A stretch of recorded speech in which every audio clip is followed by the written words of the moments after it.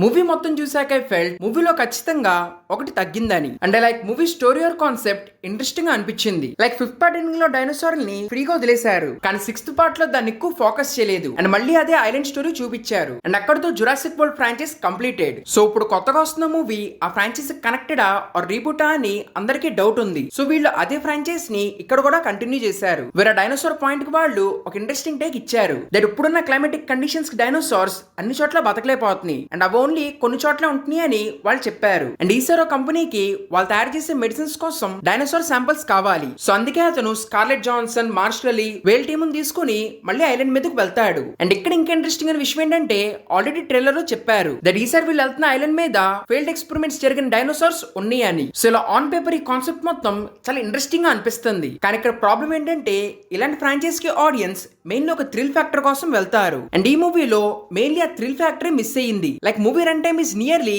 2 hours 15 minutes. కానీ మూవీలో almost 1.5 or 2 hours పెద్దగా ఏది జరగదు. అంటే చిన్న చిన్న 1-2 ఎపిసోడ్స్ చూపిస్తారు. కానీ ఫ్రాంచైజ్ మొత్తం ఆల్రెడీ ఫాలో అవుతున్న వాళ్ళకి అవి పెద్దగా థ్రిల్లింగ్ గా అనిపించవు. మెయిన్లీ ఈసారి ఆ డైనోసార్ యాక్షన్ కంటే వాళ్ళు హ్యూమన్స్ మీద ఎక్కువ ఫోకస్ చేశారు. అండ్ నాకు తెలిసి ఇలాంటి ఫ్రాంచైజ్ చేసే పెద్ద తప్పే ఇలా హ్యూమన్స్ మీద ఫోకస్ చేయటం. లైక్ ఈ మోస్ట్ ఓవర్ స్పెసిఫిక్ రీమ్ ఈ ఫ్రాంచైజ్ అన్నిటిలో హ్యూమన్స్ కంటే ఆడియన్స్ యాక్షన్ కోసం ఎక్కువ వెళ్తారు. సో వీళ్ళు కూడా అదే మిస్టేక్ ఈ మూవీలో చేశారు. అండ్ యాక్టర్స్ కూడా పర్లేదు, బానే చేశారు. లైక్ అంతమంది ఉన్నా గానీ ఎవ్రీవన్ డిడ్ వెల్. ఇన్ఫాక్ట్ అలా ఫోకస్ చేసినా తప్పు లేదు, కానీ దాన్ని బ్యాలెన్స్ చేసే లెవెల్లో వాళ్ళు యాక్షన్ అయితే చూపించలేదు. ఇన్ఫాక్ట్ రైటింగ్ కూడా చాలా కన్వీనియంట్ గా వితౌట్ ఎనీ రిస్క్ చాలా కేర్ఫుల్ గా రాశారు. Like everybody has plot armour. అంటే ఆబ్వియస్లీ పెద్ద పెద్ద యాక్టర్స్ తీసుకున్నప్పుడు ఇవి తప్పవు, కానీ జురాసిక్ ఫ్రాంచైజ్ లో ఆడియన్స్ కి అలాంటి సర్ప్రైజెస్ కావాలి. But they played very safe. So దీన్ని కొంచెం ఇంట్రెస్టింగ్ గా మార్చడానికి వాళ్ళు ఇంకో వేరే ప్లాట్ లైన్ చూపిస్తారు. కానీ ఇక్కడ ప్రాబ్లం ఏంటంటే అది మెయిన్ స్టోరీకి పెద్దగా కనెక్ట్ అవ్వదు. లైక్ ఆల్మోస్ట్ క్లైమాక్స్ కి వచ్చేదాకా ఒక స్టోరీ లైన్ ఇంకో స్టోరీ లైన్ ఎమోషన్ ని బ్రేక్ చేస్తున్నట్టు అనిపించింది. అంటే లైక్ మెయిన్ స్టోరీలో చాలా ఇంటెన్స్ యాక్షన్ జరుగుతూ ఉంటది, అప్పుడే వాళ్ళు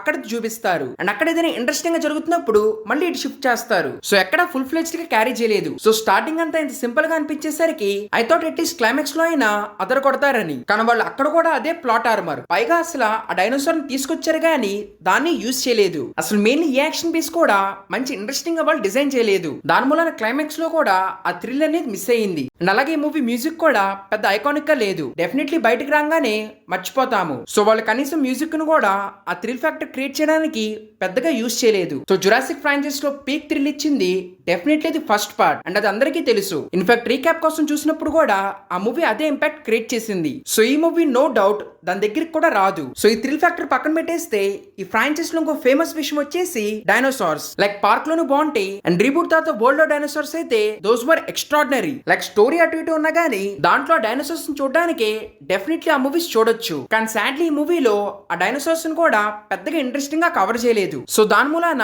ఎలాంటి ఎక్స్ట్రాడినరీ ఫీలింగ్ కలగలేదు. అంటే లైక్ కొత్త ట్రిలోజీ స్టార్ట్ చేసినప్పుడు ఫస్ట్ మూవీ అనేది ఖచ్చితంగా చాలా బాగుండాలి. మరి జురాసిక్ పార్క్ 1 బాగుంటది అండ్ అలాగే వరల్డ్ కూడా బాగుంటది. సో ఆ రెండింటి ఫస్ట్ పార్ట్స్ లెవెల్ అయితే ఈ మూవీ అస్సలు టచ్ చేయలేదు. సో నాకైతే movie overall it's just possible అనిపించింది. సో మరి మీరు వెళ్ళాలా అంటే ఇది డెఫినెట్లీ జురాసిక్ ఫ్యాన్స్ అయితే పెద్దగా సాటిస్ఫై చేయదు. అండ్ నార్మల్ ఆడియన్స్ కూడా మరి మైండ్ బ్లోయింగ్ లెవెల్లో చూడడానికి అంతగా ఏమీ లేదు. సో ఎలాగో ఈ మంత్ ఇంకో 2 ఇంట్రెస్టింగ్ మూవీస్ రాబోతున్నాయి కాబట్టి డెఫినెట్లీ మీరు ఈజీగా దీన్ని స్కిప్ చేయొచ్చు. లేదు యాజ్ అ టైం పాస్ లా వెళ్ళాలంటే జస్ట్ ఫర్ ఫన్ వెళ్ళొచ్చు, బికాస్ మరీ తలకాయ నొప్పి అయితే తెప్పీదు. So overall this is my review on Jurassic World Rebirth. So ఇలాంటి రివ్యూస్ కోసం ప్లీజ్ ఈ ఛానల్ సబ్స్క్రైబ్ చేసుకోండి. అండ్ అలాగే మీరు వీడియో ఎక్కడి దాకా చూసుంటే ఖచ్చితంగా లైక్ చేయండి. అండ్ ఒకవేళ మీరు మూవీ చూసుంటే మీ థాట్స్ ఏంటో కింద కామెంట్స్ లో చెప్పండి. ఇంకా థ్యాంక్ యూ ఎవ్రీవన్.